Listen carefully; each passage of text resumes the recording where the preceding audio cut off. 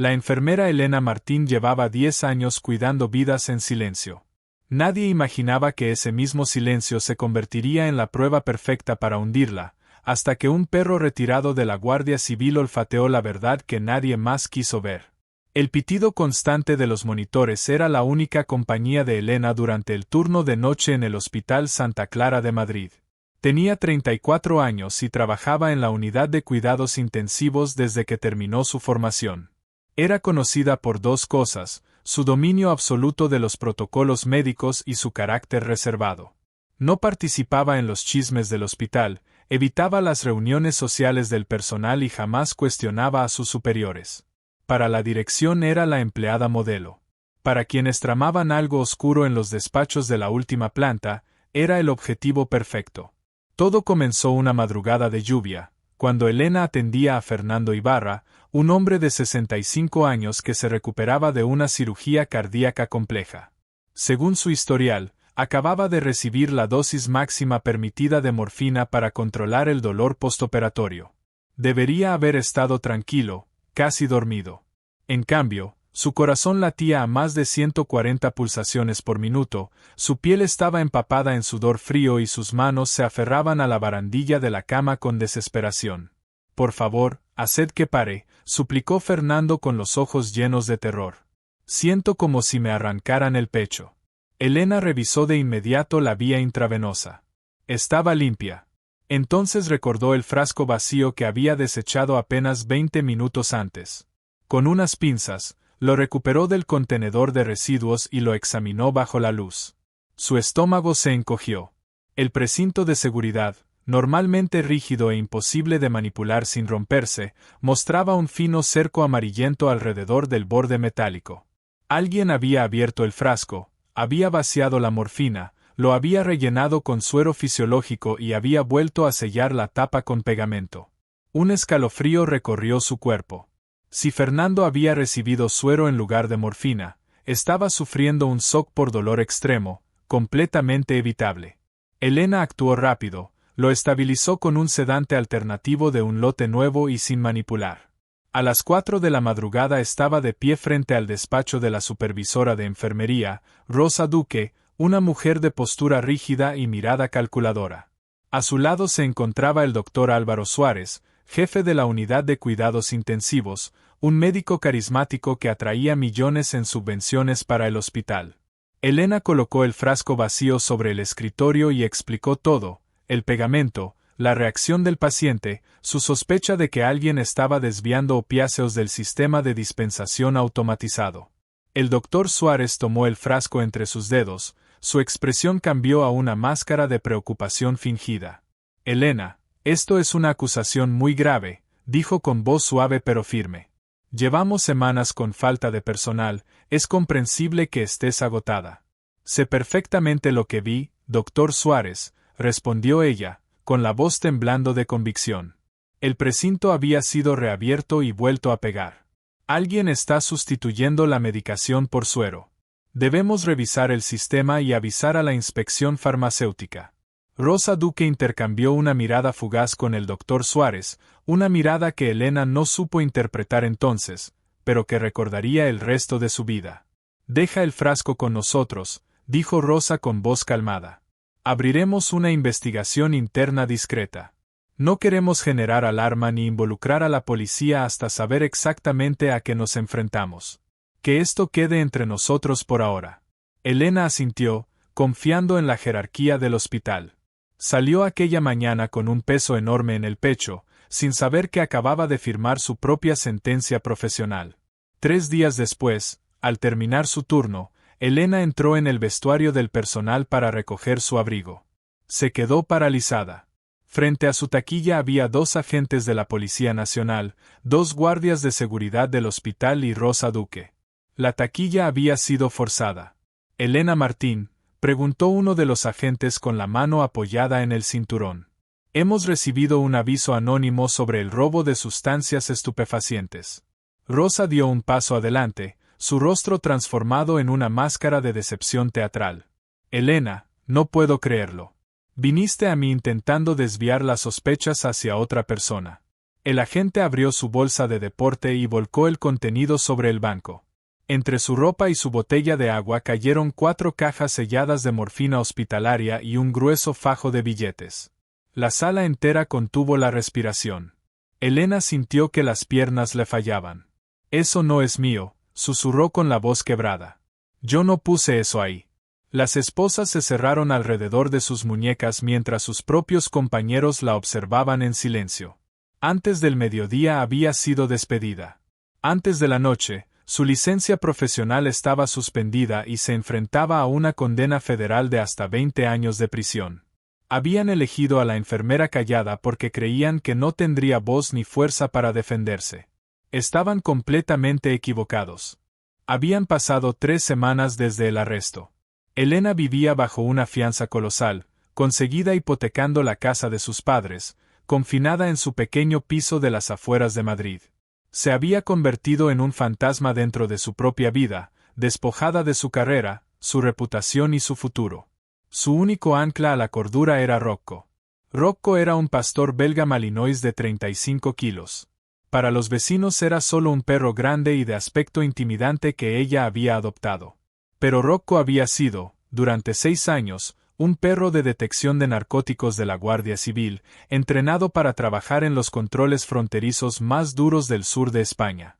Se había retirado tras un tiroteo con una red de narcotráfico que le destrozó las patas traseras. Elena lo adoptó hacía 1 año y lo había rehabilitado con la misma dedicación silenciosa y feroz que dedicaba a sus pacientes. Rocco cojeaba levemente, pero su instinto, su entrenamiento y su olfato seguían tan afilados como el día en que lo sacaron del servicio activo. Una tarde gris de jueves, un golpe seco resonó en la puerta de Elena. Al abrir, se encontró con un hombre alto y de complexión robusta, vestido con un traje oscuro. Levantó una placa dorada frente a ella. «Elena Martín, soy el agente especial Ramón Castillo, de la Unidad de Delitos contra la Salud Pública. Necesito entrar». Elena retrocedió, el corazón golpeándole el pecho. Castillo entró en el salón, examinando cada rincón con mirada clínica. Llevaba meses investigando un flujo masivo de opiáceos de grado hospitalario inundando el centro de España, un caso que sus superiores habían bautizado como la anomalía Santa Clara. Millones de euros en narcóticos desaparecidos, y Elena Martín era la primera sospechosa tangible que las autoridades habían logrado atrapar. Castillo se sentó sin ser invitado a la mesa de la cocina y abrió una gruesa carpeta. Extendió sobre la mesa fotografías de la morfina hallada en su taquilla. «Voy a ser muy claro con usted, señorita Martín», dijo con voz grave y amenazante. «Se enfrenta a 20 años de prisión. Usted es enfermera, conoce el valor de lo que había en esa taquilla. Pero sé que usted no es la mente detrás de esto. No tiene acceso para manipular los registros maestros del sistema de dispensación, ni la red para mover ese producto. Usted es solo el peón». «Soy inocente», susurró Elena, con lágrimas asomando. «Yo denuncié los frascos manipulados. Rosa Duque y el doctor Suárez me tendieron una trampa para cubrir sus huellas». Castillo resopló, recostándose en la silla. «Todos los peones que he esposado tienen una historia parecida. Se dejó llevar por la codicia y ahora paga por gente que gana 10 veces su sueldo. Deme nombres, dígame cómo burlan las auditorías, y hablaré con la fiscalía para mantenerla fuera de una prisión de máxima seguridad». «Yo no hice nada», Elena golpeó la mesa con la mano, sorprendida de su propia fuerza. «Me lo pusieron ahí. No sé nada de ninguna red de distribución». Castillo la miró fijamente, su expresión endureciéndose. «Entonces no hay nada más que hablar. Prepare sus asuntos, señorita Martín. El juicio comienza el lunes». Empezó a guardar las fotografías.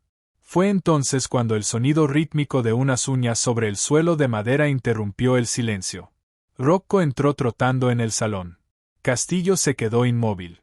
Como agente de campo, reconoció al instante el porte de un perro de trabajo, la mirada intensa y enfocada, la musculatura tensa de un malinois táctico.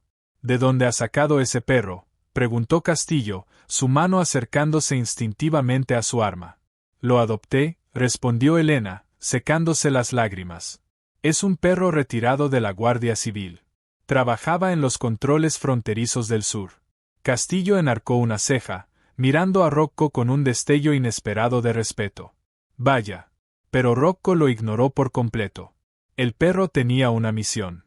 Pasó junto a la mesa de la cocina, su nariz vibrando rítmicamente, absorbiendo cada rastro de la habitación. Se dirigió hacia el perchero de la entrada, donde colgaba un pesado abrigo negro de invierno. La mañana en que despidieron a Elena, entre el caos de la policía, las esposas y el terror, le habían ordenado recoger su abrigo de la sala de descanso y marcharse de inmediato. En su estado de pánico absoluto, había cogido el abrigo equivocado. Solo lo notó al llegar a casa. Pertenecía al doctor Álvaro Suárez. Demasiado asustada para devolverlo, lo había dejado colgado junto a su puerta durante 3 semanas. Rocco se detuvo en seco frente al abrigo. Olfateó profundamente el bolsillo derecho. Entonces, sin previo aviso, se sentó en una posición rígida y perfectamente inmóvil. No ladró. No gimió. Se quedó completamente quieto, con los ojos clavados en la tela negra. Castillo dejó de guardar su maletín. El aire se le atascó en la garganta. Reconoció exactamente lo que estaba viendo, la señal pasiva, absoluta e innegable de un perro entrenado en detección de narcóticos. Señorita Martín, dijo Castillo lentamente, sin apartar los ojos del animal. ¿De quién es ese abrigo? Elena miró el abrigo, confundida por un instante antes de que el recuerdo la golpeara con fuerza. No es mío, dijo con voz temblorosa. Lo cogí por error el día que me detuvieron. Pertenece al jefe de cuidados intensivos, el doctor Álvaro Suárez. Castillo se acercó al perchero. Rocco no movió ni un músculo, manteniendo su alerta perfecta. El agente sacó unos guantes de nitrilo del bolsillo y se los puso con movimientos precisos. Aléjese, indicó a Elena. Palpó el exterior del abrigo. Nada evidente. Después abrió la cremallera principal y deslizó los dedos hacia el bolsillo interior. Sus dedos rozaron algo duro y pequeño. Con cuidado, Castillo extrajo el objeto a la luz. Era una memoria USB encriptada, pegada con cinta adhesiva a un pequeño frasco de cristal ámbar sin etiquetar. Desenroscó la tapa del frasco y acercó el aroma a su nariz con cautela. Sus ojos se abrieron de par en par. Acetato de metilo industrial, murmuró. Es un disolvente médico. Las redes de narcotráfico lo usan para disolver los precintos de seguridad de los envíos farmacéuticos sin dejar rastro. Elena se llevó la mano a la boca, sin aliento. Eso era lo que había en el frasco de morfina, el residuo pegajoso en el precinto. Castillo miró el frasco, después la memoria USB, y finalmente al perro retirado que seguía sentado, esperando su recompensa con total disciplina. En un instante de claridad brutal, el agente comprendió que la mujer aterrorizada que lloraba en su cocina no era una mula del narcotráfico. Era una denunciante que sus propios jefes habían enterrado viva para protegerse. Y por pura casualidad del destino, había salido del hospital llevando consigo el registro digital del cerebro de toda la operación y el disolvente exacto usado para cometer el crimen. Castillo guardó las pruebas y miró a Elena. Su actitud fría se desvaneció por completo, sustituida por la intensidad ardiente de un agente que acababa de encontrar su verdadero objetivo. Señorita Martín, dijo, sacando su teléfono. Necesito que se ponga los zapatos. Vamos a volver al Hospital Santa Clara. Y llevamos al perro. El trayecto de regreso fue una sucesión borrosa de lluvia y tensión silenciosa. Elena viajaba en el asiento del copiloto del vehículo oficial de Castillo, sus manos aferradas a la puerta. En el asiento trasero, Rocco permanecía erguido y perfectamente quieto, sus ojos inteligentes observando las farolas pasar. Sabía que había vuelto al servicio. La memoria USB ya está siendo analizada por nuestra unidad de ciberdelitos, dijo Castillo, su voz cortando el murmullo del motor y los limpiaparabrisas. Si contiene lo que creo que contiene, estamos ante una red de distribución que opera bajo las narices de la junta directiva del hospital. El doctor Suárez no solo desvía sustancias, dirige una farmacia mayorista para el mercado negro. Elena tragó saliva, sintiendo el peso de la revelación asentarse en su pecho. Rosa Duque tiene que ser quien falsifica los registros del sistema. Como supervisora, tiene privilegios de acceso total. Puede crear pacientes ficticios, autorizar dosis máximas de morfina e imprimir las etiquetas. Suárez solo tiene que llevarse los frascos manipulados y sustituirlos por los de suero. Castillo asintió, sus ojos fijos en la carretera mojada. Y necesitaban un chivo expiatorio. Alguien que estuviera de turno durante los picos de discrepancias. Alguien callado. Eligieron a la enfermera equivocada, susurró Elena, con un nuevo acero desconocido en su voz. Se giró hacia atrás y acarició a Rocco detrás de las orejas. El Malinois se recostó contra su mano, dejando escapar un suspiro bajo y satisfecho. Llegaron al hospital a las 9 de la noche. El turno de noche apenas comenzaba a instalarse en su rutina habitual. Castillo aparcó el vehículo directamente en la zona de ambulancias, ignorando las protestas de un guardia de seguridad. Se bajó, se colocó la placa en el cinturón y abrió la puerta trasera para Rocco. «Manténgalo cerca, señorita Martín», indicó Castillo. «Vamos directos a la planta ejecutiva». Los tres cruzaron las puertas correderas, ignorando por completo el mostrador de admisión. Enfermeras y celadores se detuvieron en seco, observando con incredulidad cómo Elena Martín, la enfermera recientemente deshonrada, regresaba al hospital escoltada por un agente federal y un perro de complexión imponente. Los murmullos se extendieron como fuego por los pasillos, pero Elena mantuvo la cabeza en alto. Llegaron al ascensor y subieron hasta la planta administrativa. Las puertas se abrieron revelando un pasillo silencioso y elegante. Al fondo, la luz se filtraba por las puertas de cristal esmerilado de la sala de juntas principal. El teléfono de Castillo vibró en su bolsillo. Lo sacó, leyó el mensaje de su equipo de ciberseguridad, y una sonrisa fría se extendió por su rostro. «Ya está», dijo. «Han descifrado el registro. Suárez ha estado desviando 50.000 euros semanales hacia una cuenta en las Islas Caimán. Han cruzado los nombres de los pacientes ficticios con las credenciales de acceso de Rosa Duque. Los tenemos». Pero Castillo no había terminado. Miró hacia abajo, hacia el perro retirado que caminaba a su lado. «Veamos qué más esconde el doctor». «Busca, Rocco. Busca». Castillo sostuvo el abrigo negro del doctor Suárez, guardado en una bolsa de pruebas que había traído consigo. Rocco hundió el hocico en el tejido de nylon, aspirando profundamente el rastro. La actitud del perro cambió al instante, de compañero tranquilo a depredador absoluto. Bajó la cabeza, la nariz apenas rozando la moqueta, y comenzó a rastrear. Rocco ignoró por completo la sala de juntas.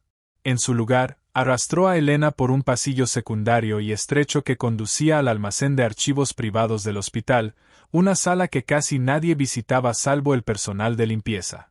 La puerta estaba cerrada con un teclado electrónico. Rocco se sentó bruscamente frente a la puerta. La señal pasiva. Castillo avanzó, desenfundando su arma reglamentaria y sosteniéndola junto al cuerpo. Hizo una seña a un trabajador de mantenimiento que pasaba por allí, mostrando su placa. «Abra esta puerta ahora mismo». El hombre, aterrorizado, tanteó con su tarjeta maestra y la pasó por el lector. El cerrojo emitió un pitido verde. Castillo empujó la puerta. La sala debería haber estado llena de historiales médicos antiguos y archivadores polvorientos. En cambio, el espacio había sido vaciado meticulosamente para dar cabida a 4 enormes maletas rígidas de transporte industrial. Castillo enfundó guantes frescos de nitrilo y abrió los cierres de la más cercana. Elena contuvo el aliento. Dentro, perfectamente organizados en compartimentos de espuma a medida, había miles de viales de morfina, hidromorfona y oxicodona del Hospital Santa Clara. Junto a los narcóticos, pilas de frascos ámbar idénticos con el disolvente, y una máquina de aplicación de adhesivo de grado comercial usada para volver a sellar los precintos manipulados. «Esto es el centro de operaciones», murmuró Castillo, sus ojos abiertos ante la magnitud de lo robado. «No están vendiendo esto solo a nivel local. Preparan envíos a gran escala. Esto es suficiente para abastecer una red durante un año entero». De pronto, un sonido de pasos apresurados resonó desde el pasillo. «¿Quién les ha autorizado a estar aquí dentro?», exigió una voz. Elena se giró. En el umbral, con el rostro enrojecido de indignación arrogante, estaba el doctor Álvaro Suárez. Justo detrás de él, Rosa Duque. La sonrisa altanera de Suárez se desvaneció en el instante en que sus ojos registraron las maletas abiertas, al agente federal y al perro retirado sentado en silencio junto a la puerta. El color abandonó completamente su rostro. Rosa Duque soltó un jadeo agudo y dio un paso atrás, claramente con intención de huir. Ni se le ocurra, ladró Castillo, su voz cargada de la autoridad letal de un hombre que había enfrentado a traficantes armados. Rosa Duque, Dr. Álvaro Suárez, quedan detenidos por robo, distribución y tráfico de sustancias estupefacientes, conspiración para cometer fraude médico y puesta en peligro imprudente de vidas humanas. Esto es una locura, balbuceó Suárez, intentando reconstruir su fachada de autoridad hecha añicos. Soy el jefe de cuidados intensivos. No tengo idea de qué hacen estas maletas aquí. Esto es un montaje. Elena lo ha planeado todo. Elena habría plantado millones de euros en narcóticos en una sala cerrada a la que no tiene acceso, replicó Castillo, acercándose al médico. Interesante teoría, doctor. Dígame, ¿también plantó ella la memoria USB en el bolsillo interior de su abrigo de invierno, la que contiene los números de ruta de su cuenta en las Islas Caimán? La mandíbula de Suárez se tensó de golpe. Sus ojos se desviaron hacia el abrigo negro dentro de la bolsa de pruebas que colgaba de la mano de Castillo. Comprendió, en una oleada aplastante de derrota, exactamente lo que había ocurrido. Había olvidado la memoria en el bolsillo el día que tendieron la trampa a Elena. Y en el caos de su despido, ella se había marchado con la única prueba capaz de destruirlo. Y también plantó los registros de pacientes ficticios, continuó Castillo sin piedad. Porque nuestra unidad de ciberseguridad acaba de vincular cada receta fraudulenta de morfina con su terminal, Rosa, usando sus credenciales específicas de administradora. Rosa Duque rompió a llorar abiertamente, su postura rígida colapsando bajo el peso de su ruina inminente. Él me obligó, sollozó, señalando con un dedo tembloroso al doctor. Álvaro dijo que perderíamos la financiación. Dijo que nadie saldría herido. Dijo que si no le ayudaba a manipular el sistema, me despediría a mí también. Cállate, Rosa, espetó Suárez, su máscara carismática disolviéndose por completo en una desesperación acorralada. Castillo avanzó, las esposas tintineando mientras la sacaba de su cinturón.